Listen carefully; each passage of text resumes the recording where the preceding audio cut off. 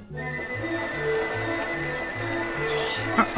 it looks like someone just made the wrong decision in OKI. If only this man better understood his wake-up options, perhaps this whole thing could have been avoided. Let's go over them in detail, shall we? This is Katarina. And like a lot of hoochie mamas, she spends a lot of free time on her back. Oh my. From this position, with her face up and feet toward the opponent, she, like all characters, has access to these 9 options. First and most common is to stand up backwards, done by pressing back. This is nothing fancy, but it creates a modicum of space between you and your opponent. Option 2, standing straight up. By pressing up instead of back, you raise to your feet quicker, but at the expense of no longer creating space. This can be useful in specific situations, such as when you need to stand up and crouch block in a hurry. Option 3 is a forward roll, performed by pressing forward. This is pretty reckless on its own, but can be extended into a cross-chop attack by pressing 1+2 as well.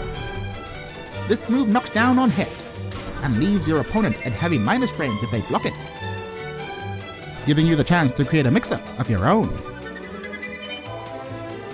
Due to the telegraphed nature of the forward roll, however, it's relatively easy to sidestep, or stuff with a faster move. The 4th and 5th options are side-rolling left or right, useful for avoiding mix-up situations at the wall. Roll clockwise by pressing 1 on its own, or anti-clockwise by pressing down and 1. You can also hold the down button during the roll to remain on the ground instead of getting straight up. The 6th option is to perform a low wake-up kick, done by pressing the 3 button. This low kick is -12 on block, +5 on hit, and launches for a mini combo on counter hit.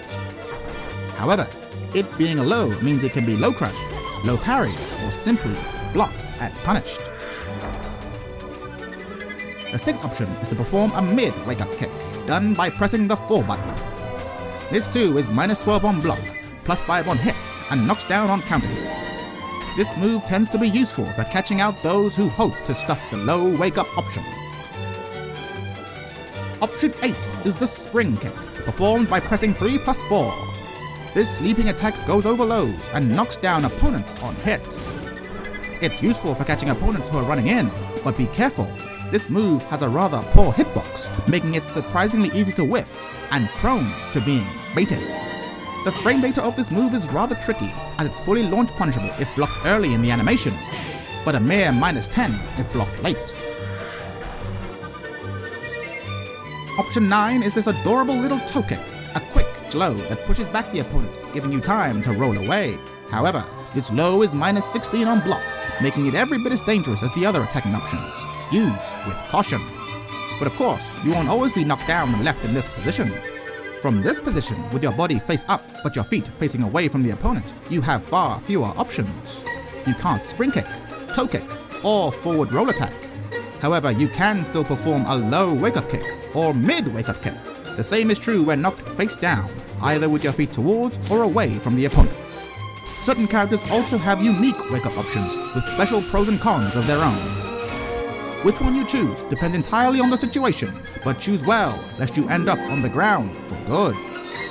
I'm Chad III, and this has been a Tekken Service Announcement.